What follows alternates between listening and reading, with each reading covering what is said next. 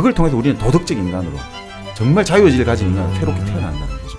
그렇죠. 왜냐하면 사람들이 기존에 알던 그 문법과는 전혀 달랐기 때문에 그 정도 돼야 이제 천재라는 거죠. 일생 동안 당신이 반드시 읽어야 될 100권의 책 일당백 46번째 시간 시작하겠습니다. 반갑습니다. 저는 정프로고요. 안녕하세요. 정민여입니다. 네, 정박입니다. 네, 오늘 46번째 시간 아주 제가 그리던 책이 하나 네. 왔습니다. 자, 오늘 어떤 책으로 시작해 주십니까? 네, 뭐 이 책도 지난번에 적과 흑과 마찬가지로 상당히 이제 아주 우리 정프로에게 어울리는 네. 책이 아닌가 이런 생각이 듭니다. 무엇보다도 이제 가족이라든지 문명 세계와의 어떤 모든 인연을 끊어버리고 끊지 않았어요, 저는. 아직 안 끊었대요. 자기 꿈을 추구하기 위해 가지고 네. 저 남태평양의 타이티섬으로 네. 가서 자기의 어떤 예술적인 모든 어떤 꿈을 다 실현하는 사람의 이야기죠. 바로 달과 6펜스입니다. 달과 네. 6펜스. 네. 너무 유명한 작품이잖아요. 이 네, 작품은. 근데 왜 안 읽었을까?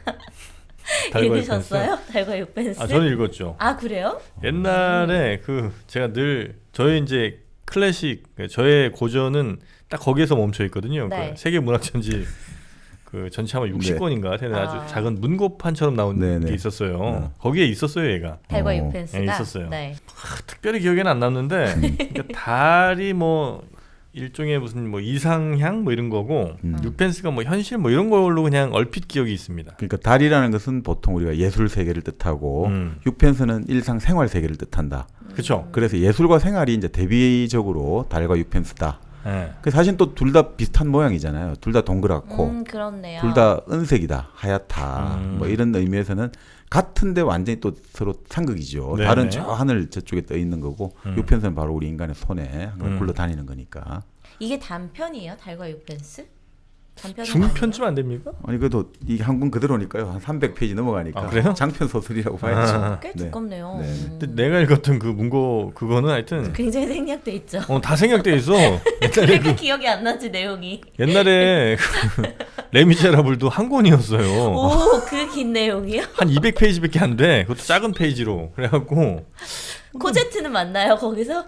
코제트가 꼬지지하게 나왔던 건 기억이 나는데 하여튼 이 인물들은 다 있긴 있는데 하여튼 굉장히 다 짧게 편집이 됐었던 걸로 얼핏 기억이 좀 납니다. 그러니까 사실 이 네. 달과 6펜스 내용을 만약에 이제 소년 세계문학이라든지 이렇게 네. 하면 이게 사실 이해하기 힘든 것 같습니다. 그러니까 제가 이해 네. 못했어요. 이건 사실 최소한 나이가 40이 넘어가야지 이해하는 소설이 아닌가. 왜냐하면 40 이전에 이 소설을 읽을 때는 도대체 이 소설에 나온 주인공은 정말 천하의 나쁜 악질이고 아, 그래요? 예, 이기주의자고 자기밖에 모르는 사람이다. 자기의 어떤 예술을 위해서 가족을 내팽개치고 그리고 자기를 가장 아껴줬던 친구도 배신하고 친구 부인을 또 죽음에 빠뜨리고 정말 우리가 생각할 수 있는 정말 나쁜 짓은 다 한 거 아니냐 이런 생각이 들거든요. 근데 이제 그걸 좀 더 나이가 들어서 바라보면 근데 왜 그 사람은 그렇게까지 모든 세상 사람들이 비난하고 정말 사람들이 싫어하고 그럼에도 불구하고 왜 그 어떤 계속해서 자기 꿈을 향해 나아갈까 이게 약간 조금 짐작이 이제 가지 않을까 이런 생각이 듭니다. 네. 그런 경우에 어렸을 때 안 읽는 게 낫습니까? 아니면 그래도 한번 읽어보는 게 낫습니까? 아, 이해하기 어려운 도저히 이거는 그럴 때는 네. 제가 생각하기에는 그 한 페이지만 읽고 그만두는 게 좋을 것 같습니다. 아, 그래요? 한 페이지만 페이지만 읽고 그만두는 게 좋을 것 그건 같습니다. 무슨 얘기예요? 무슨 말이냐면 그러면 일단 기본적으로 우리가 교양이라는 것들은 내가 무엇을 모르는지를 아는 게 교양이라고 사람들이 말을 하잖아요. 그러니까 내가 이 소설을 달과 6펜스라는 건 있다는 걸 아는데 한 페이지만 읽었으니까 내가 이 소설이 뭔가 있다는 건 알고 근데 내가 이 소설을 나중에 읽어야 된다든지 내가 지금 이 소설에 모르는 게 많다라고 딱 덮어버리면 그러면 결국 그것들이 뭐 나쁘진 않다. 나중에 또 읽을 어떤 하나의 어떤 씨앗이 될 수 있으니까. 근데 처음부터 또 닫아버리면 너무 또 그죠? 그것도 별로일 것 같고 한 페이지 정도만 읽고 딱 닫아버리면 좋지 않을까. 독특한 방법이네. 이걸 이해하기 도저히 어려운 그런 책들은 많이 있으니까 그렇죠. 그럴 때 네. 한 페이지 정도만 한번 읽어보고 네. 뭐 한 줄만 읽어도 좋을 것 같습니다. 제 생각에. 네. 나중에 읽을 걸 약속하면서 그렇죠. 나는 안 읽는다는 거. 나는 얘를 모른다는 것만 알고 넘어가면 돼요. 그러면 그게 교양이죠. 내가 하여튼 모른다는 걸 알는 게 교양이거든요. 다 아는 게 교양이 절대 아니고 네네네. 내가 모른다는 것을 아는 것이 많다는 게 교양인 거죠. 그렇지 않습니까? 그럼 난 굉장히 교양 있는 한 신여성이네. 페이지도 안 읽었잖아. 그래도 내가 모른다는 사실 자체는 알고 있으니까.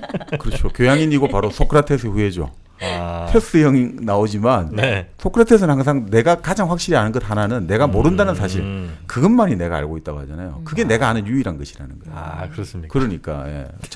우리 정민현님이야말로 소크라테스 이후에다 이렇게 말할 수 있습니다. 네. 우리가 뭐 다 몰라도 네. 그거는 또 알고 있지 않습니까? 뭐요? 커피는 1kg가 최고다. 아, 제가 지난번에 그 1kg 커피 네. 유튜브에 들어가서 좀 봤거든요. 아 사장님 봤어요? 네. 근데 우리 이상우 대표님 얼굴도 나오더라고요. 유튜브 네, 들어가서 보면. 네. 근데 아쉽게도 구독자 수가 엄청 적어요. 끔찍한 수준이죠. 예. 근데 댓글이 딱 2개인가가 있는데 그 댓글이 다 일당백에서 듣고 왔다고.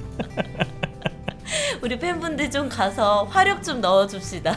네, 1kg 커피. 네. 유튜브 채널도 있습니다. 네. 하여튼 유튜브 채널 중요한 건 아니지만 여튼 한 번씩 보시고 네. 유튜브에서 한번 응원 토닥토닥 한번 해주시면 좋겠다는 네. 생각이 네. 좀 듭니다. 항상 일당백과 함께하는 1kg 커피 많이들 주문해 주시고요. 특히 일당백 팬이다 이러면 또 선물 워낙 많이 챙겨주시니까 맞아요. 어떤 분이 일당백인 거 팬인 거 안 적고 시켰더니 사은품이 확실히 달랐다고 하셨거든요. 네. 그러니까 반드시 적으셔야 합니다. 여러분. 그렇습니다. 네. 자, 1kg 커피였습니다. 자 그럼 오늘 달과 육펜스 네. 서머셋 모험이죠? 그렇죠. 우리가 예전에 한번 그 만물박사 네. 단편에 한번 다뤘죠. 아 그랬었죠. 네, 그러니까 아주 기발한 어떤 결말, 반전 이런 게 있었죠. 힌트 살짝 더 주실까요? 기억이 잘 안 나는데. 진주 목걸이. 진주 목걸이 기억나십니까, 정영진 씨? 진주 목걸이는 네. 펄 네, 아니 그 케라다라는 네. 영국인이라고 주장하는 저 이제 좀 아랍계 계통으로 보는 기억나요, 사람. 네, 기억나요. 네. 배에서 그렇죠. 그 우리 너무 재밌게 들었잖아요, 정영진 씨. 그게 서머셋 모험이잖아요. 네. 그 서머셋 모험 5글자고 진주 목걸이 5글자고 내가 얼마나 강조했습니까? 아니 그 내용만 배 가판위에서 그거 말하는 거죠. 그렇죠. 부인이 착용하고 있는 목걸이가 네. 진짜라는데 네. 저 3만 달러라는데 내가 100달러를 걸겠다 이러니까 부인이 이 목걸이가 가짜라는 걸 미스터 케라다 네, 네. 믿어 주셔야 돼요 이랬는데 결국 믿어줬죠. 그런 그거 기억나요. 이야기죠. 굉장히 재밌었잖아요. 편지 또 네. 보내줬잖아요. 그렇죠. 100달러 넣어가지고 그렇죠, 그렇죠. 이게 바로 스머슨 모험이죠. 오늘 이 달과 육펜스는. 근데 스머슨 모험 같은 경우는 지난번에 말씀을 많이 못 드렸습니다만 이 사람 참 독특한 사람이거든요. 이 사람 본래 의학교 의대를 나왔어요. 아, 네, 의사를 하려다가 의대 나왔어요? 네, 희곡이 인기를 얻어가지고 아예 이제 문학의 길로 접어든 사람이고. 네. 아, 또- 희곡으로 시작했어요. 네, 또 재미있는 게 이 사람은 스파이도 했거든요. 스파이? 예, 영국 정보부에 스파이 노릇도 하기도 하고, 아, 그래요? 소련도 가고 여러 나라 돌아다니기도 하고. 참, 프랑스 작가인 거잖아요, 그렇죠? 영국 작가입니다. 영국 작가예요? 영국 작가인데 프랑스 파리에서 태어났죠. 아버지가 당시 파리의 영국 대사관 일종의 그 직원으로 변호사였는데 직원으로 있었거든요. 그래서 파리에 태어났는데 이 사람도 참 우리가 예전에 그런 이야기 했지 않습니까? 그 해밍웨이 이야기를 또 하게 되는데 네. 작가의 불우한 어린 시절이 또 불우해. 불우하지 않으면 안 돼. 네, 이건. 우리 애는 결코 작가로 만들지 않을 테야. 그러니까 이게 결국은 예전에 한번 네. 뭐 오늘 또 이야기하다가 말씀드리겠습니다만 네. 에난티오드로미아라 해가지고 어떤 극단적인 하나의 힘이 이 방향으로 가다 보면 새로운 또 극단적인 힘들이 만들어진다고 하잖아요. 그렇죠. 너무 불행이라든지 너무 어린 시절에 이런 고난을 겪다 보니까 그게 사람을 빨리 좀 뭔가 어른으로 만들어준다든지 그러니까 이런 게 있는 것 같아요. 8살 때 또 어머니가 돌아가셨거든요. 또 10살 때는 아버지가 돌아가셨어요. 그러니까 10살 때 다 양친을 다 잃고 천혜고아가 된 거죠. 근데 이때는 좀 부모님들이 다 일찍 돌아가시고 뭐 이랬던 시대 아니에요? 그럼에도 불구하고 많이 그럼 뭐 꼭 그런 건 아니고 그래도 이제 그럼에도 불구하고 이 사람이 범상치 않은 어린 시절을 보낸 건 확실하죠. 네, 네, 네, 네. 네. 이분은 언제 때 작가예요? 그럼? 1874년에 태어나가지고 그 장수는 했어요. 또 어릴 때 부모님은 일찍 잃었지만 네. 1965년에 돌아갔거든요. 그 상당히 장수를 하셨죠. 거의 90살까지 살았네요. 예, 26년, 91살, 그죠. 네. 우리 나이로 92에 돌아가셨으니까. 네. 그러니까 뭐, 하여튼, 이분 같은 경우는 태어난 곳은 파리에서 태어났고, 뭐 죽은 곳도 그 프랑스 남부 해변가, 우리 깐 영화제 하지 않습니까? 깐 옆에 니스. 저 너무 좋아하잖아요, 니스. 니스 거기서 가보셨어요? 돌아가셨어요? 네. 아, 그렇구나. 니스 진짜 니스 해변이 바닷가 색깔이 네. 우리가 흔히 말하는 코발트 하늘이죠. 블루죠. 진짜 네. 코발트 블루죠. 가고 싶다. 네. 돌아가셨다고. 아니, 돌아가셨다는데 뭐 이렇게 아니 아름다운 곳에서 그 생을 마감하는 게 얼마나 축복받은 삶입니까? 또 무슨 소리야 이거는. 네, 하여튼 그러니까 이분 자체가 이제 전 세계 전 유럽을 돌아다니면서 다양한 이제 작품 활동도 하고 첩보원도 하고 했으니까 이 결혼은 42에 했어요. 늦게 하셨네. 네네. 뭐 근데 이혼을 한 13년 후에 이혼을 하고 그 이후로는 다시는 결혼 안 하고 그냥 이제 홀로 사셨는데 네. 하여튼 뭐 여러 가지 소설들 많이 썼습니다. 면도날이라든지 인간의 굴레, 요즘에 인간의 굴레에서라고 이제 번역이 돼 나오는데 그리고 우리가 뭐 아는 예전에 저희들 고등학교 다닐 때 서밍업이라고 이분의 어떤 자전적인 이야기들 수필식으로 나온 게 있었는데 네. 뭐 그런 것들이 우리 영어 어떤 독해 문장으로 많이 출제되기도 했죠. 문장이 아주 평이하고 좀 간결하고 쉽거든요. 서밍업이요? 네, 서밍업이라는 게 있었던 것 기록이 나네요. 서밍? 여기서 서밍이 무슨 뜻이에요? 서밍업? 썸업 뭐 모은다 이런 그죠. 우리 네, 그런 것 썸업. 같은데. 네.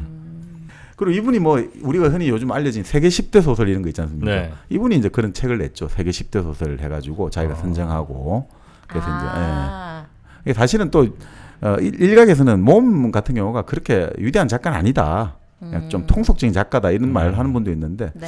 근데 이제 뭐 이 달과 육펜스 같은 경우는 한번 읽어보면 상당히 우리에게 정말 그 빛나는 좀 뭐라고 해야 될까 아주 우리에게 그 경구 그런 그게 아주 많이 들어 있습니다. 이름은 윌리엄이군요. 네네. 윌리엄 서머셋 모음. 네네. 이제 민음새에 나온 거는 서머싯 모음 서머싯 맞아요. 참 이게 뭐 그때 달라지니까 네, 우리 네. 모음은 같으니까요, 그렇죠. 네. 모음도 근데 모음이라고 쓰는 친구가 있고 네. 몸이라고 쓰는 네네. 서머셋 몸 이렇게 쓰는 네. 사람도 있어요. 뭐가 더 있어 보일까? 어떻게 말해야지? 서머싯 모옴 그게 제가 볼 때는 가장 있어 보이는 표기법입니다. 서머신 모음으로. 왜냐면 서머셋 하면 네. 조금 서머셋 그거 있잖아요. 그 호텔 호텔 체인 있잖아요. 서머셋이라는 호텔이 있어요. 네, 네 있어요. 브랜드. 그 레지던스 아닙니까? 맞아요, 맞아요. 자, 서머신 모음의 네. 달과 육펜스. 네, 그 이게 뭐 결국 이 달과 육펜스는 우리가 흔히 말하는 예술지상주의다, 유미주의다 이런 말씀 한번 들어보셨을 거예요. 유미주의. 네, 유미주의. 네. 그러니까 이 세상에 인간을 위한 예술보다는 예술을 위한 예술이 되어야 되고 아름다움을 창조하는 게 이 최고의 가치다 이런 것들이죠. 어떻게 보면 이 소설은 바로 그것들을 이제 어떻게 보면 나타내고 있는 소설 아닌가 이런 생각도 듭니다. 이 당시에 그러면 이게 유행을 했었어요. 예술적으로 이 유미주의 사상이. 유미주의 같은 경우는 진짜 19세기에 우리 또 나옵니다만 그 행복한 황제 오스카 와일드가 대표적인 사람이죠. 오스카 와일드 같은 경우 유미주의. 그러니까 그때 이런 느낌이 듭니다. 그 19세기에 이제 계몽주의라고 합리주의 이런 것들이 득세를 하다 보니까 19세기 중반 이후에 사람들을 너무 그렇게 분석하고 뭐 이 착하고 좋은 방향으로 끌고 갈 수 있다 이런 생각에 반발해 가지고 낭만주의라든지 그 낭만주의에서 좀 더 나가다 보면 유미주의, 이 아름다움이라는 것들, 뭐 그렇게 인간이 대단한 거냐, 뭐 그렇게 생명이 중요한 거냐, 아름다움이라는 것들 이런 것들 그리고 자연의 어떤 상태보다는 인간의 손길 하나가 들어가 가지고 인공적인 가치가 그 무심한 자연이 만들어 놓은 것보다 100배, 1000배 더 위대하다. 뭐 이런 어떤 생각들이 좀 득세를 하게 된 거죠. 그 유미주의라고 하면 네. 그러니까 스토리 자체가 아주 아름다워서 보면서 사람들이 이렇게 감동받는. 네네. 그러니까 그게 유미주의예요? 아니면 어떤 단어나 뭐 어구 같은 게 너무나 아름다워서 진짜 글 잘 썼다 이런 느낌이 드는 그게 그 문학에서의 유미주의입니까? 그러니까 이제 이렇게 볼 수가 있겠죠. 만약에 우리가 아름다움이라고 할 때 네. 보통 우리가 아름답다는 건 우리가 예전에 뭐 그런 거 있잖아요. 뭐 아기가 귀엽다라든지 자연이 좋다라든지 네. 뭐 동물이 귀엽다, 여인이 아름답다 요렇게 보통 생각하잖아요. 근데 이제 오스카 와일드라든지 이런 사람들이 생각하는 유미주의는 좀 더 나아가는 것 같아요. 네. 예를 들어 추하게 느껴지는 거 있잖아요. 이 추함 자체도 하나의 어떤 아름다움으로 크게 보습이 된다는 거죠. 그래서 그 왕자를 아름답게 보이게 표현하는 거잖아요. 그렇죠. 작품에서. 결국 그 왕자도 다 잃었지만. 다 잃었지만 더 아름답게 느껴지잖아요. 네네. 그러니까 그런 맞습니다. 아유, 신발이 좀 좋으시네. 많이 놀라시네 오늘 정말님. 네. 나 그냥 평소대로 내뱉었을 뿐인데. 그렇죠. 그러니까 바로 그런 것들. 그러니까 추함에서 아름다움을 발견할 수 있다고 하는 거죠. 오히려 추하게 보이는 데서 숭고함을 볼 수가 있다는 것들. 이런 것까지 다 같이. 그러니까 이 유미주의에서는 오히려 어떻게 보면 결국은 있는 그대로가 아니라 이런 것들에 뭔가 우리 인간의 의지와 행동 그리고 그런 것들을 창조해내는 것들 이게 가장 이제 아름다움의 정치 아니냐. 그러니까 인간이 신이 되는 거죠. 네네네. 창조를 해내니까. 유미주의. 유미주의 같은 경우가 그래서 이게 극단화되다 보면 네. 결국은 인간이 배제되는 경우도 있죠.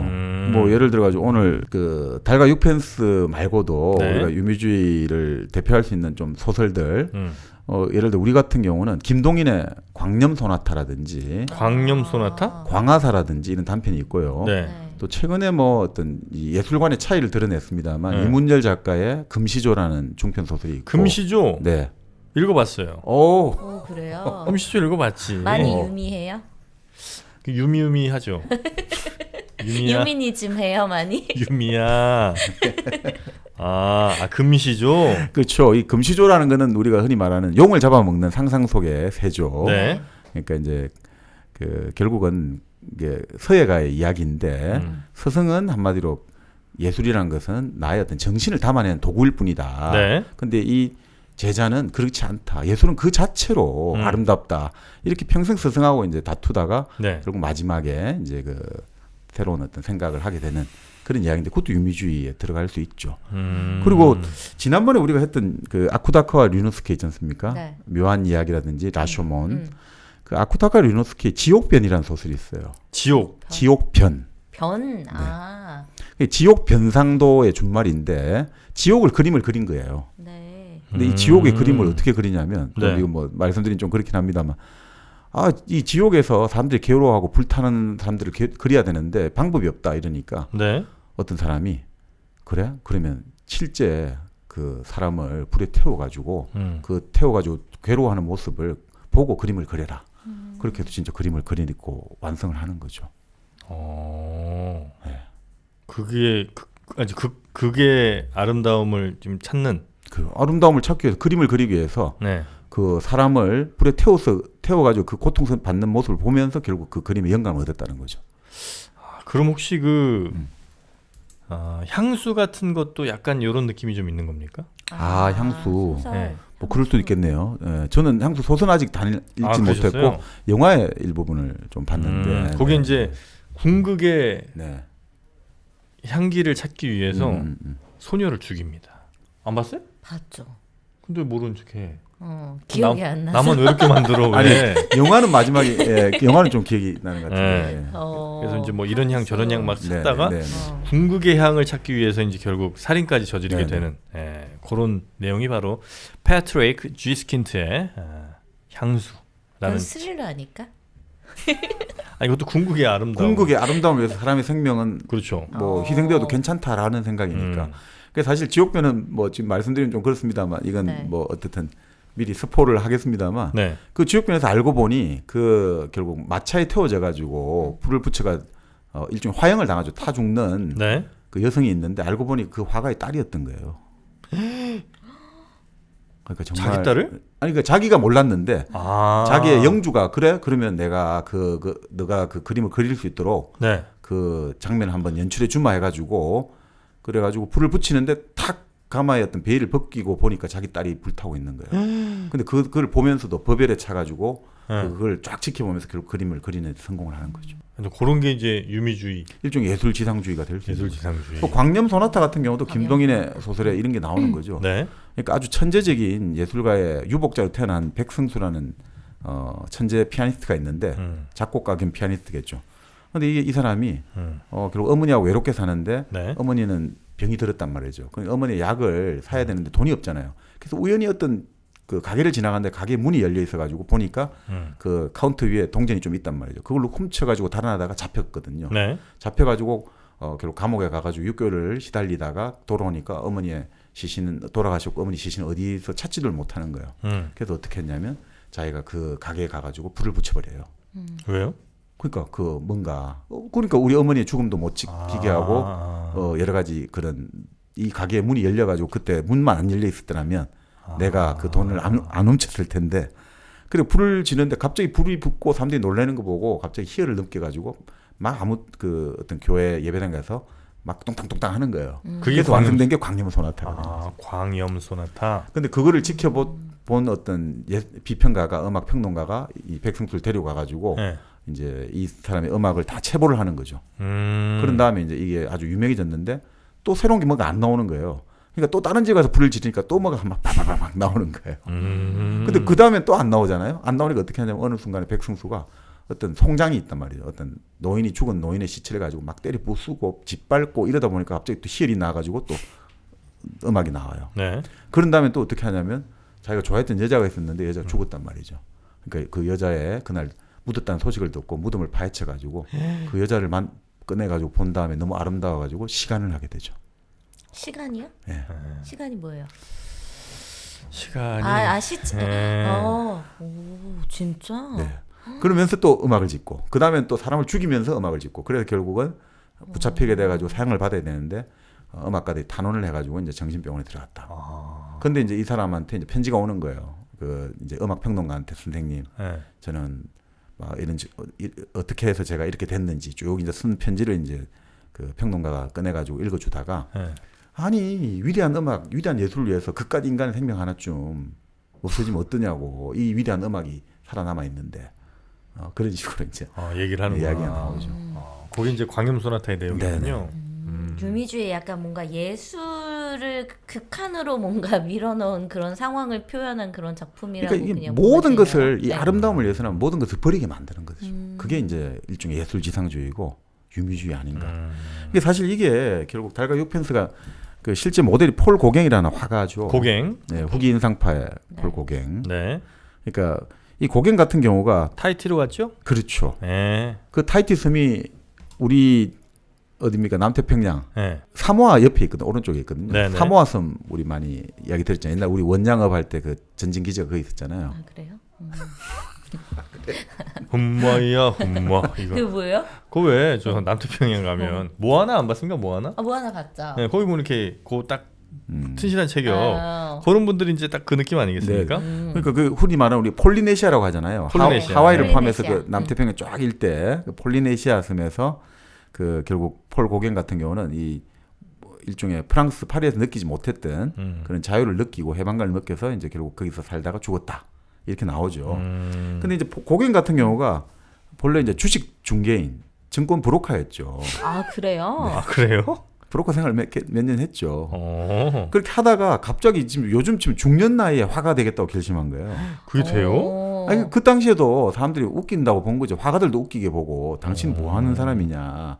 너무 고흐도 늦었다. 좀 늦게 시작하지 않았어요? 네? 고흐도? 고흐라고 하면 틀리다고 내가 얘기했습니까 안 했습니까? 그래요? 반고흐라고 해야 된다고. 아 반고흐. 네. 반고흐. 그래서 미술편을 보라는 거예요. 고흐라 틀렸. 반고라. 왜 그게 틀린지 얘기해 줬는데. 자, 그래서 하여튼 네. 고흐는 잘 모르겠는데 그렇게 어. 늦게 시작 안 한 것 같은데. 아 네. 그래요? 늦게 시작했어요? 왜냐면 제가 예전에 성인 취미 예술 같은 거 좀 배우고 싶어가지고 네. 막 알아봤을 때 희망을 가졌었거든요. 고갱이랑 어. 고흐도 좀 늦게 시작해가지고. 네, 인정을 못 받았죠. 네, 주류 네. 하단에서는 인정을 네, 받지 네. 못했죠. 그래서 지금이라도 나의 꿈을 불태우리 막 이런 생각을 했었거든요. 그러니까 고갱 같은 경우는 네. 그지 말하면 반고우와 응. 몇 달 살았죠. 그 둘이 동생, 친구였잖아요. 그 동생 태호하고 소개를 내가 몇 달 음. 살았는데 2달째 살다가 네. 고우가 도저히 못 견디겠다고 귀를 잘라버렸잖아요. 그 도저히 이 스트레스를 받아가 못 견디겠다. 네네네. 그러니까 이게 결국 좀 서로 좀 관념도 차이가 있고 이 사람이 좀 더 약간 일종의 뭐라고 할까 비구상 쪽이라고 해야 될까 좀 더 추상적으로 가는 사람이거든요. 고흐 쪽이. 고갱 쪽이. 고갱 고갱 쪽이? 쪽이 오히려 그렇다고 보더라고요. 그래요? 뭐 사람마다 다르겠습니다만. 자, 그래서 이 사람은 결국 뭐 중년에 그 화가 되겠다고 결심할 가족들이 잘 살 수가 없잖아요. 네. 이 가족이 덴마크일 거예요, 처갓집이. 그래서 덴마크로 이제 그 또 가족을 보내고 거기서도 또 처갓집 식구들하고 사이가 안 좋고 결국 돌아왔는데 결국 나중에 이제 타이티에 가족들과 떨어져 가지고 갔다가 한 2년 살다가 다시 돌아왔다가 네. 다시 파리로 왔다가 또 파리에서 몇 년 못 있다가 다시 타이티 가서 결국 이제 그 타이티 섬 말고 그 옆에 섬에서 살다가 이제 그 세상을 마감한 거죠. 이때 타이티가 식민지였어요? 아, 네, 맞습니다. 프랑스의 식민지였죠. 그러니까 이제 뭐 당시에 뭐 전 영국 유럽 열강들이 전 세계 이제 식민지를 섬을 떼었으니까. 네. 예. 그 스머신 모험 같은 경우는 바로 그때 이제 1903년에 이제 고갱이 생명을 다했죠. 근데 그때 파리쯤에 있다가 고갱이라는 화가가 타이티에 가서 살다가 죽었다. 네. 이런 이야기 들으니까 좀 재미가 있잖아요. 그 흥미를 가지고 있다가 이 사람이 1917년에 직접 타이티에 가가 현지 조사를 합니다.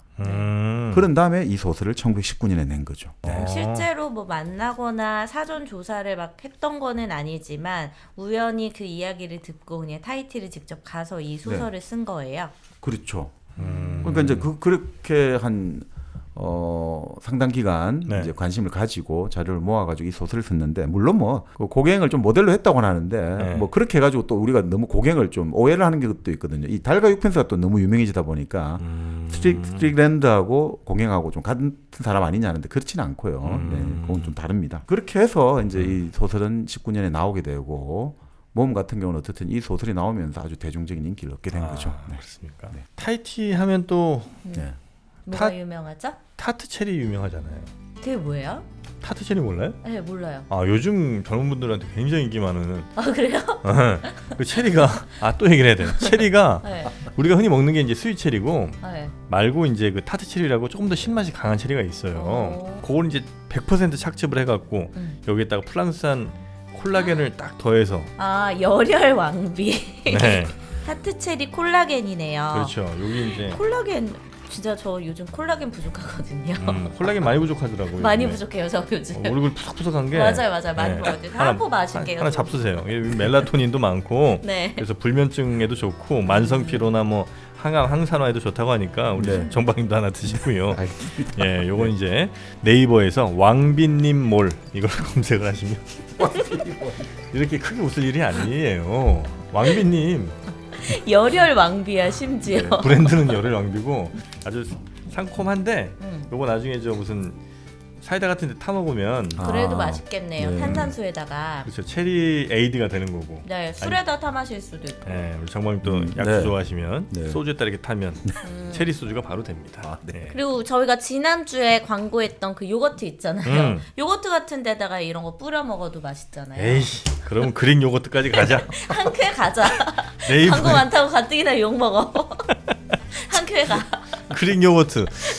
떠먹는 요거트가 더 이상 아닙니다. 얘는 네. 거의 떼먹습니다. 이거 근데 진짜 맛있어요. 음. 그 가끔 댓글로 네. 저한테 정민여가 정말로 추천하는 제품은 믿을만하다 이렇게 말씀하신 분들 계셨는데 그릭 요거트 정말 강추입니다, 여러분. 저 아침마다 먹고 있어요. 아, 요즘에? 너무 맛있어요. 아 네. 시원하게 또 유산균이 해주시니까. 몸도 건강해지고 그렇죠, 그리고 그렇죠. 아침 대용으로 식사하기에 그만이잖아요. 팀 메리 그릭 요거트가 있죠. 팀 메리 그릭 요거트. 정말 이게 숟가락으로 막 거의 뭐 칼로 잘라 먹어야 될 수준. 아주 이 정도는 아니야. 단- 치아 약하신 분들은 어떡해요? 네, 근데 진짜 이게 일반 여러분이 슈퍼에서 보시던 요거트랑은 차원이 다릅니다.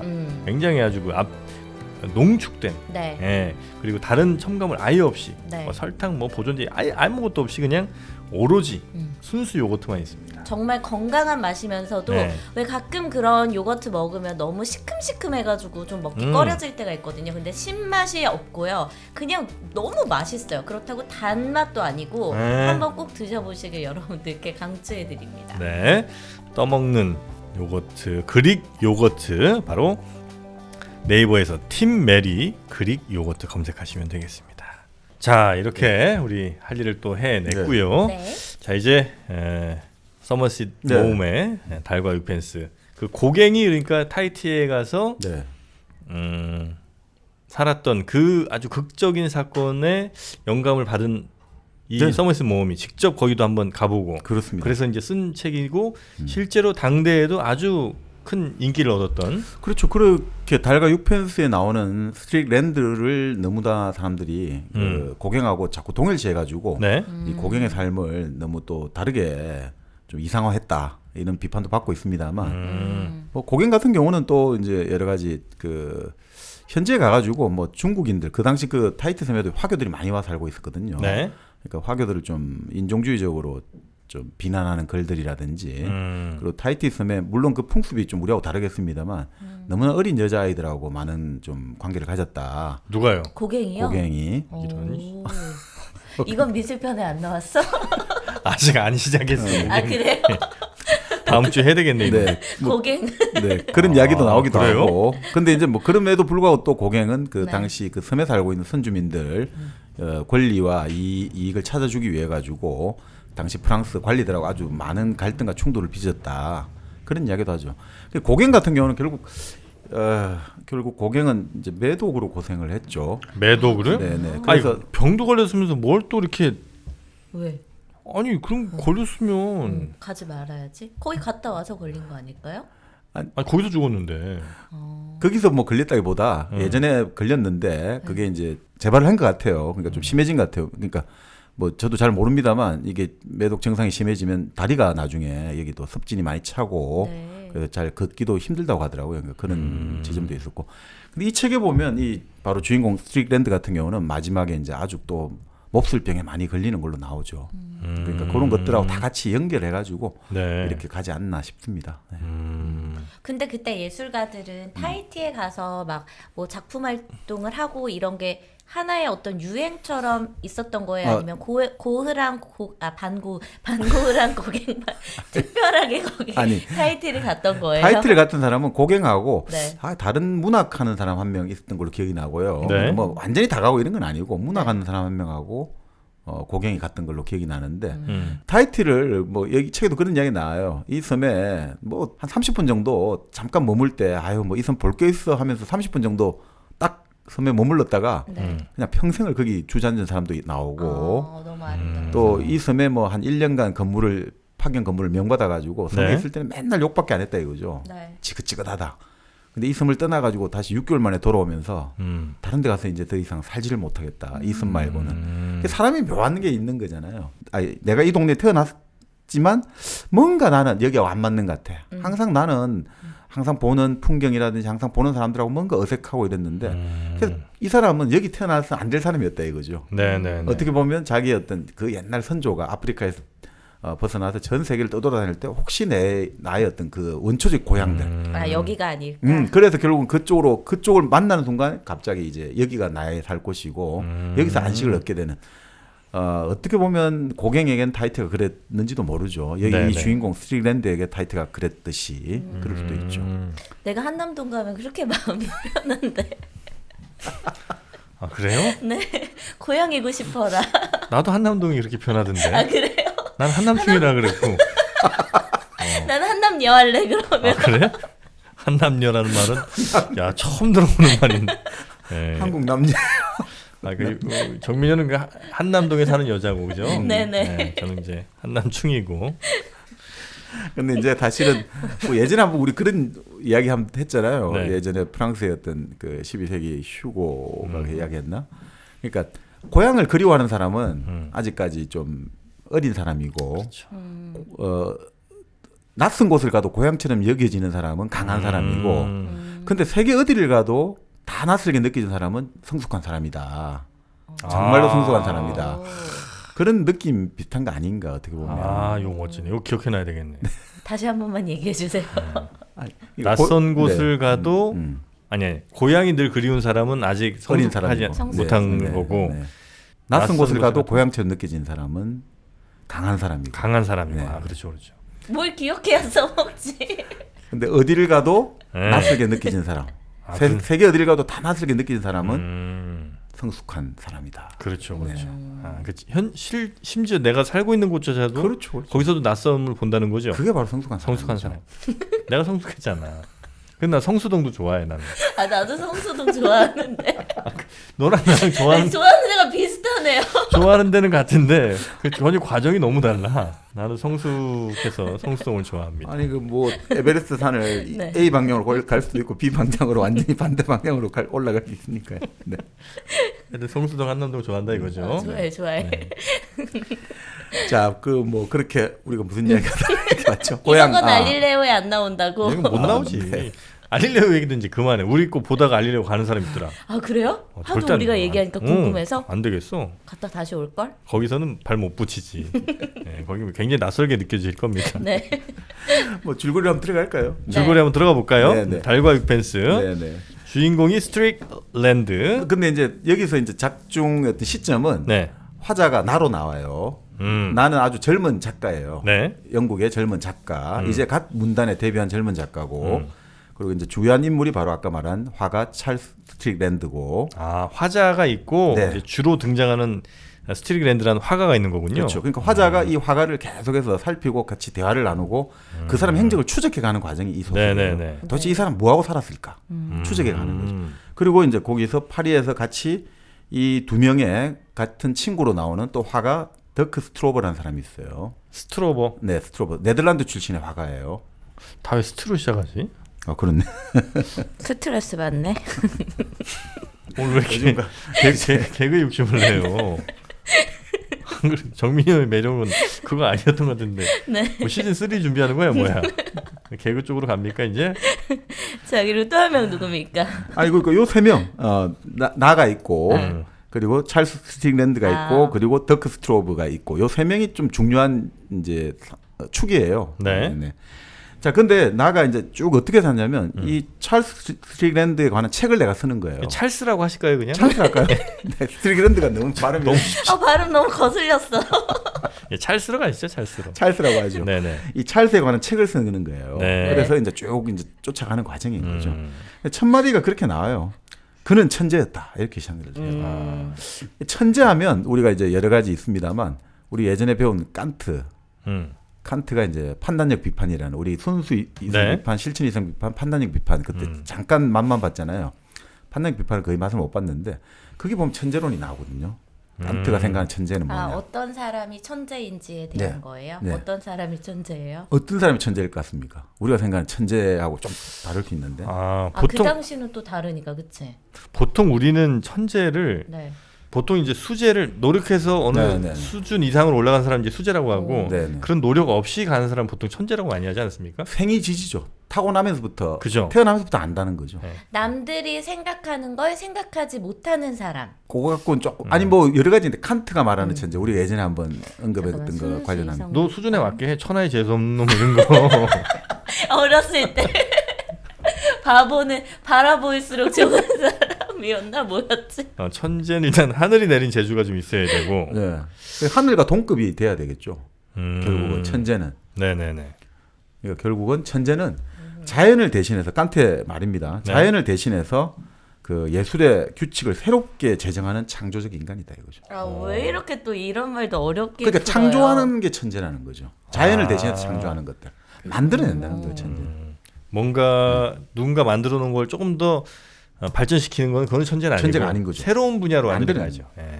근데 이 천재는 두 가지 중요한 특성이 있거든요. 뭐예요? 뭐냐면 자기가 하는 일이 무엇인지 설명을 할 수가 없어야 돼요. 자기가 하는 일에 설명을 하면 천재가 아니에요. 왠지 설명을 해야 될 것 같은데? 아니죠. 자기의 작품을 스스로 설명할 수 있으면 천재가 안 되는 거죠. 아 그래요? 네. 그리고 근데 그러면 내가 그냥 아무 거지 발사회 같은 거 막 만들어 놓고 나 천재라고 딱 하고서 설명 못하면은 못할 수도 있는 그 거잖아요. 내가 천재라고 한다고 뭐 누가 천재라고 하면 남이 천재라고 인정해 줘야죠. 결국은 그것도 사회적 인정인 거죠, 사실은. 그 내가 뭐 천재라고 주장하는데 남들이 인정 안 해주면 그는 이제 우리 흔히 말하는 혼자만의 세계에 사로잡히는 영혼이 되는 거고. 설명을 할 수 없어야 한다는 네, 거죠? 일단은 그러니까 자기가 이 작품을 만들고 제정하고 뭐 하는데 이 뭔지 몰라야 된다는 거죠. 그렇죠. 왜냐하면 사람들이 기존에 알던 그 문법과는 전혀 달라기 때문에 내가 설명한다고 해도 이 사람이 알아들을 수도 없고 네.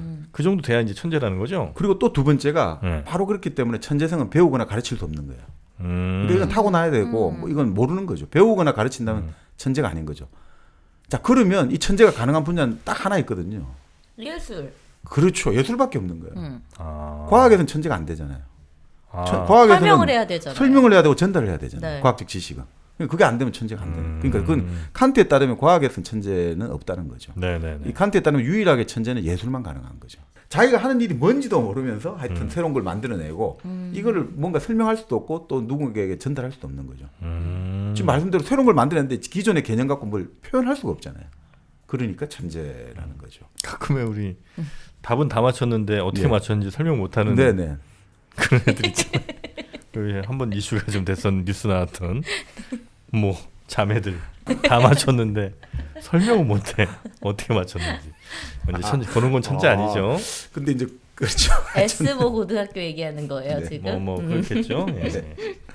네, 하여튼 이 천재가 예술이 좀 그래서 흥미로운 게 보통 우리가 칸트가 그때 우리 현상계와 예지계가 있다고 배웠잖아요. 우리가 이게 감각하는 세계가 현상계고 네. 그 예지의 세계는 뭔지 모르지만 우리가 뭐 그 현상에서만 우리는 알 수밖에 없지만 예지계가 있고 거기서는 이제 우리 이념이 작동을 하고 자유라든지 신이라든지 그죠? 그런 게 예지계가 있단 말이죠. 이념을 거기서 나온다 이거죠. 현상계, 예지계. 예지계. 우리 뭐 이데아 비슷한 느낌을 가졌죠, 그죠? 우리가 눈으로 보는 이 세계가 있고 네. 그 뒤에 어떤 영원히 불변하는 이데아가 있다라고 해서 이원법적으로 좀 본 것 같은데. 은하계도 있지 않나요? 은하계는 왜요? 영주 은하수 사과가 있는데 은하계를 왜 가야죠 은하계로. 외면하시죠? 예. 사과즙인가요 이번에는? 욕 먹을 만하다 우리도. 우리 어떡하죠? 이거 빨리 방법을 뭔가 찾아야 될 것 같아요. 자, 영주 은하수 사과 물 한 방울도 섞지 않은 순수 100% 사과즙입니다. 또 사과 요즘 부사가 아주 맛있어요. 물이 네. 많습니다. 사과 3kg, 5kg 이거 가정용으로 주문해서 드셔보시면 이게 보통 사과가 아니구나 느낌이 오실 겁니다. 은하계에서 왔으니까요. 네. 자, 배즙과 도라지 배즙, 석류즙도 있으니까 우리 이런 말씀 꼭 드리고 싶네요. 선즙 필승이다. 뭐예요? 먼저 마시고 선즙 필승? 원래 이제 인터넷에서는 네. 먼저 눈물 짜는 애들이 이긴다 뭐 이런 얘기인데 여기서는 네. 먼저 즙을 주문하는 분들이 반드시 이긴다 이렇게 한번 그렇네요. 해석해 왜냐면 보겠습니다. 건강 챙기니까. 그렇습니다. 네. 사과즙, 배즙, 도라지 배즙, 석류즙까지 영주 은하수 사과와 함께 하시면 좋겠습니다. 자, 책으로 바로 들어가겠습니다. 네, 그러니까 결국 뭐 우리가 이 참 재밌는 게 왜 예술이 독특하냐면 예술 작품은 우리가 분명히 현상계 예술에 좀 분리됐다고 배웠잖아요. 네. 근데 우리가 예술 작품을 보면서는 아름다움이라든지 순감을 느낀다. 그렇죠. 근데 그게 무엇 때문에 그 느낌을 가지게 되냐면 그 예술 작품에는 감성적 이념이 제시되어 있다는 거예요. 어려운 말인데. 그 이념이라는 거는 우리가 직관할 수 없는 거잖아요. 근데 네. 예술 작품을 통해서는 그 이념이 제시가 된다는 거죠. 감성적이요? 네. 그게 그러니까 무슨 말이에요? 이념이라는 게 뭘 말하는 거예요? 예술을 보면서 어떤 이념을 그러니까 이념이라는 우리가- 것은 네. 이성의 어떤 원리라고 했잖아요. 그러니까 우리가 예술이라는 것은 우리가 눈으로 보고 귀로 듣고 만질 네. 수 있고 이러기 때문에 이것은 일종의 감성이라든지 지성의 영역이잖아요. 네. 그런데 이 예술 작품을 보면서 갑자기 우리가 막 모은 게 흔들린다 이거죠. 지금까지 우리가 알고 있는 개념으로는 도저히 설명할 수 없는 뭐가 막 흔들려 온다 이거죠. 그럴 때는 이제 뭐가 작용하느냐, 이성이 이제 나타나기 시작한다는 거죠. 도저히 우리가 어떤 그 추상화라든지 어떤 이상한 음악 들으면 도저히 이해가 안 되잖아요. 네. 근데 이해가 안 되는데 뭔가가 감동을 주는 것 같단 말이죠. 네. 그럼 우리가 혼란이 빠지다잖아요. 이걸 어떻게 알고 싶잖아요. 우리가 이 도대체 이거는 무슨 어떤 질서라든지 어떤 규칙에서 만들어지고 있는지. 근데 지금까지 우리가 갖고 있는 개념 갖고는 도저히 설명이 안 된다 이거죠. 네. 그럴 때 그 인식이 혼란의 끝에 가가지고 아무것도 못 한다고 할 때 사유가 시작된다는 거죠. 이성에 의한 사유가 시작돼 가지고 그것들을 통해 가지고 결국 우리는 어떤 자유라든지 여러 가지 그 아름다움과 순수함을 통해 가지고 자유라든지 이런 개념들을 도달할 수 있다 이거죠. 그럴 때 이것들은 결국은 예술은 현상계에서도 그 이념을 제시해 준다 이거죠. 그래서 이 예술을 계속해서 우리가 보고 우리가 자꾸 그걸 즐길수록 우리는 정말 인격적으로 네. 보양되어지고 도덕적 인간이 된다는 거죠. 쉽지 않다. 뭔가 되게 멋있는 말이긴 한데 좀 와닿진 않는 것 뭐 하여튼 같네요. 뭐 이야기 네. 쭉 하면서 다시 한번. 네. 제가 이해하는 게 네네. 맞는지 좀 네. 한번 확인해 네. 부탁드리겠습니다. 네. 그러니까 뭐 피카소의 게르니카를 봤어요. 네, 네. 딱 보고 많이 나서 똑똑해졌는데. 게르니카를 딱 보고 나서 네. 아 이게 뭔지는 모르지. 네, 네. 근데 그냥 뭔가 딱 그 느낌 자체가 네. 막 인류가 뭔가 큰 죄를 저지른 것에 대한 강한 어떤 느낌 같은 게 오고 네, 네. 그리고 그런 것이 절대 다시 재발되지 않아야 된다는 그런 네. 느낌은 오지만 무엇에 의해서 왔는지 아니면 어떻게 왔는지 나는 네, 잘 네. 모르겠고 그렇죠, 그렇죠. 그래서 곰곰이 자꾸 생각을 해보는 거예요. 게르니카의 이 부분 저 부분 도대체 저 붓터치가 이런 생각들 자꾸 하면서 자유 중요해 뭐 이런 생각으로 발전돼서 나간다는 게 혹시 방금 말씀하신 이런 느낌입니까? 그러니까 이렇게 보시면 될 것 같아요. 아닌가? 그러니까, 아니 맞는 것 같아요. 아니 맞는 것 같습니다. 그러니까 지금 그 말씀이에요. 지금 네. 뭔가 좋은 것 같은데 설명이 안 되잖아요. 네네. 그럴 때 우리 인간의 마음 속에서 인식 능력 있죠. 우리 배웠던 뭐 감성, 지성, 상상력, 네. 이성 이런 능력들이 막 이제 자유롭게 아, 체대화되는 거죠. 활발하게. 네, 네. 네. 그 활발하게 노력을 하다 보니까 네. 이 노력을 하니까 어떻게 됩니까? 이제 노력을 하면서 계속 이제 최대치로 이제 가는 거예요. 네. 능력을 발휘. 그럴 때 어떻게 됩니까? 이 쾌감이 발생하거든요. 네. 내가 인식 능력이 자유롭게 막 뛰놀고 있으니까 그렇죠. 이게 단순하게 주어진 어떤 원리를 가지고 이것은 이거야라고 적용하는 그런 쾌감이 아니라 이것은 특수한 것인데 뭔가 이념을 불러일으키는 막 내 도저히 인식 능력으로는 해명이 안 되는 그래서 더 이제 사유의 능력까지 끌어오는 네. 이러니까 내 마음이 너무너무 막 이 생기가 불어 넣어진다는 거죠. 그래서 모든 인식 능력 막 지성과 감성과 상상력 이런 것들이 막 뛰어다니니까 네. 결국 영혼의 땀이 분비되기 시작한다는 거죠. 바로 쾌감, 영혼의 쾌감이 분비되어 가지고 영혼의 이제 카타르시스가 느껴지기 시작합니다. 네네네. 영혼의 땀이 배출된다. 아, 멋진 표현이다 이거. 아니 이거는 뭐 김상환 교수가 서울대 김상환 교수가 이제 그 우리 그때 말했던 왜 칸트인가 거기서 나중에 나온 대목인데 영혼의 땀이 분비된다는 거죠. 그럴 때 사람은 너무나 즐겁고 쾌감이 이제 극대화 된다는 거예요. 네네네. 그걸 통해 가지고 우리는 일종의 뭐라고 할까요? 이게 정말 어떤 우리가 하나의 어떤 뭔가 하나의 고양되는 느낌들. 우리가 하나의 뭔가 높은 단계로 또 나아가는 느낌. 한 단계 더 올라간 그렇죠, 것 같은 느낌.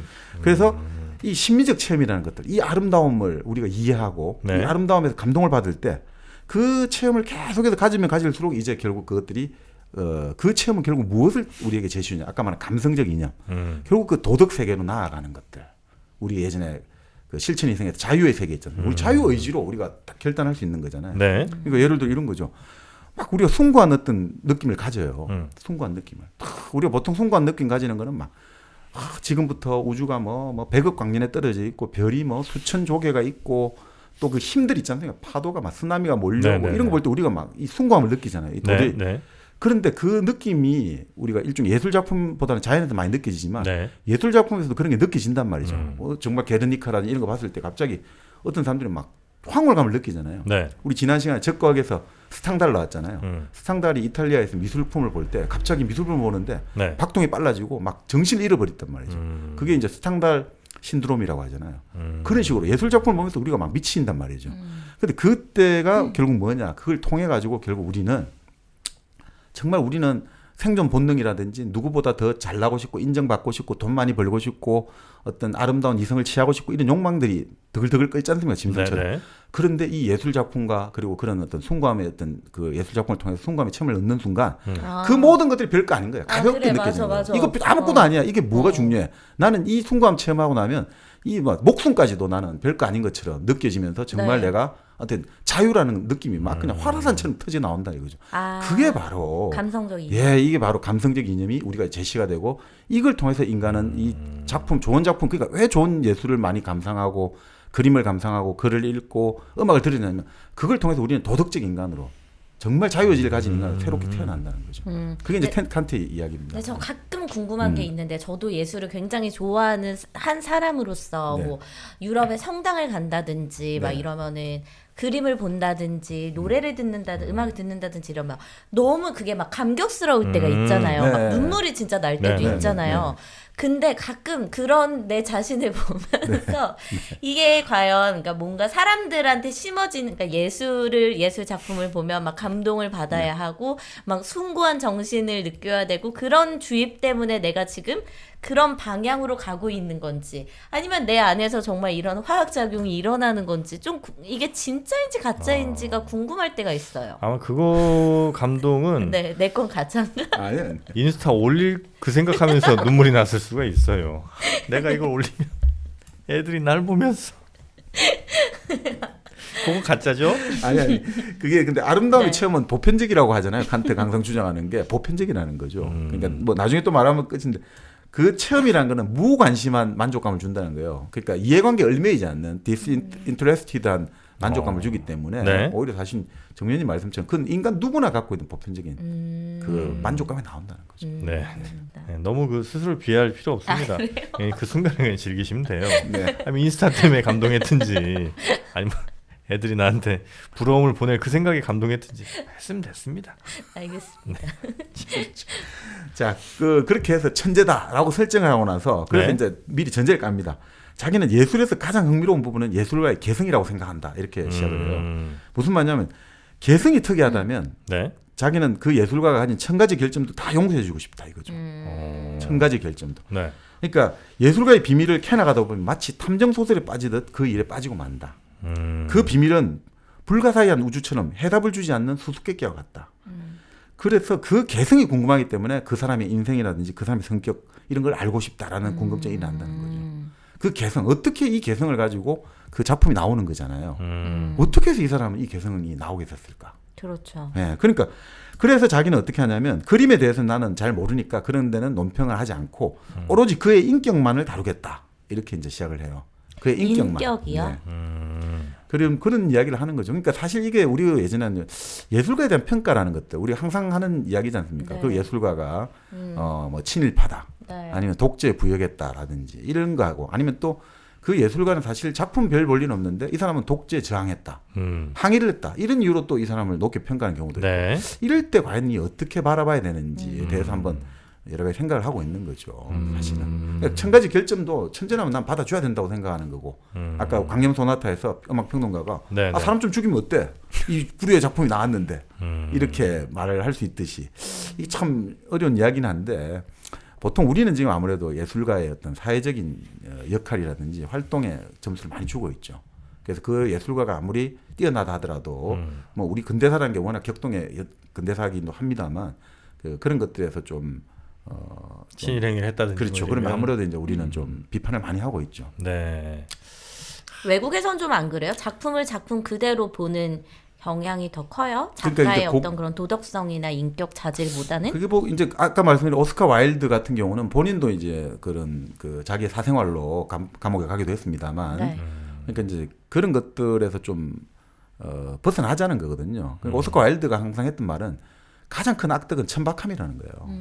그러니까 작품이라든지 뭐든 내가 예술가라는 타이틀을 일단 건 이상은 작품의 수준을 갖고 나서 먼저 말을 해야 되는데 그 예술가라는 것들을 단순하게 내 사회적인 활동을 하기 위한 하나의 명함으로 쓴다는 것은 용서할 수 없다. 그래서 천박함이야말로 최고의 악덕이다 이런 말도 했습니다만 네.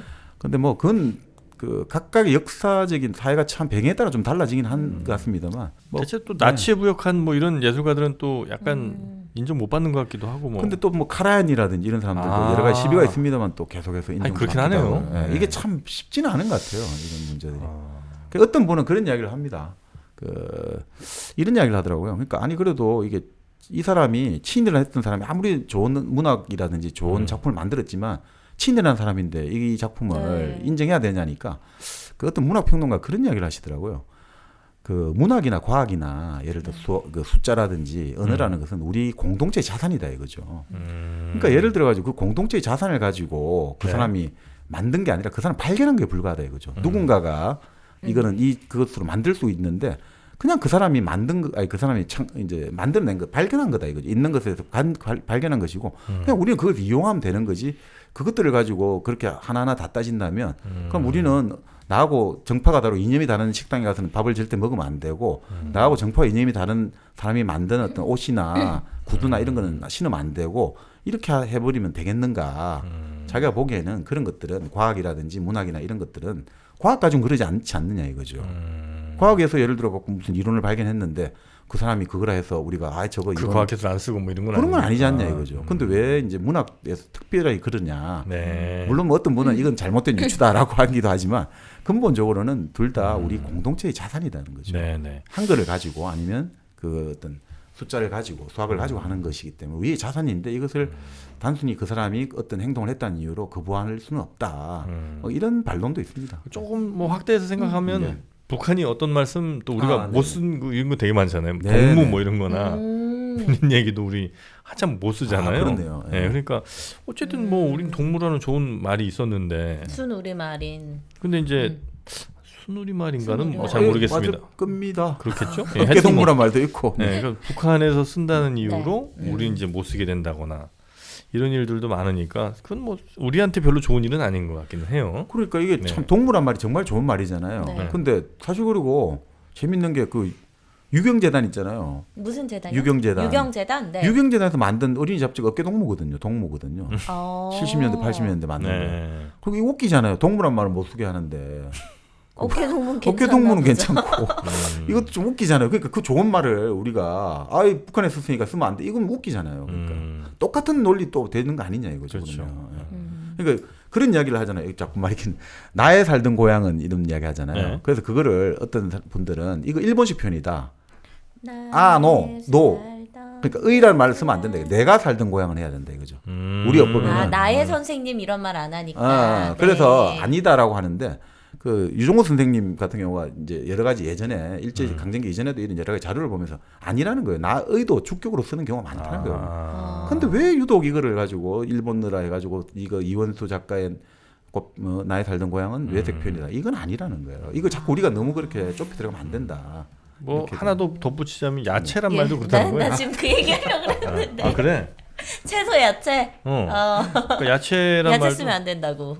뭐 방송에서 거의 안 쓰잖아요. 그래서. 그렇죠. 근데 실제로 옛날 책들 보면 야채라는 말도 많이 등장한다는 거예요. 근데 일본에서 그 일본식으로 많이 썼다고 해서 네. 야 우리는 이제 쓰면 안 돼 이렇게 하는 것도 과연 이게 옳은 일인가 뭐 이런 생각이 이제 든다는 거죠. 네네. 그러니까 뭐 사실 그러니까 하나 지금 또 나오나 보다. 아닙니다. 그러니까 이런 표현들이 네. 그 사실은 우리 말의 가장 그 보물 창고가 그 네. 한번 다루면 참 좋겠습니다만 그 홍명의 임꺽정이거든요. 그래요? 10권짜리 미완의 책이지만 거기 네. 보면 정말 막 그러니까 국어 사전도 없는 우리말이 너무너무 많아요. 근데 거기에 보면 그런 지금 말씀드린 여러 가지 표현들이나 일본식이라고 비판받는 표현이지만 그거 다 있어요. 그 홍명이가 일본 전혀 아니거든요. 진짜 우리말이 토박이 말이 다 들어가 있는데 왜 그런 것들을 좀 적극적으로 우리가 포용을 안 하고 이걸 자꾸 우리가 마이너스를 하려고 하느냐. 네네네. 우리 언어는 넓어질수록 이게 더 우리의 그렇죠. 그 언어 공동체 자체가 넓어지는 거잖아요. 영어라는 게 그 얼마 다양한 세계의 어떤 말들을 넓히면서 영어 어마어마한 어떤 어휘력을 자랑하고 있는데 정보량이 많죠. 네. 그러니까 조금 그런 거는 또 우리가 고민해봐야 될 거 아닌가 네. 생각이 듭니다. 자, 네. 우리 한번 다 같이 고민해 보도록 하고요. 네. 그러면 서머신 모험의 네. 달과 육펜스 아직 이제 네. 처음 시작하는 네. 찰스 스트릭랜드랑 네. 그다음에 더크 스트로보 네. 요 사람이 이제 젊은 화자와 만나서 그렇죠. 이제 이런저런 얘기를 이제 하게 될 텐데 네. 그 서두만 저희가 좀 던져드렸고요. 네. 이제 그러면 본격적인 내용을 46번째 시간 2부로 이어서 여러분께 전해드리도록 하겠습니다. 저희는 잠시 후에 돌아옵니다.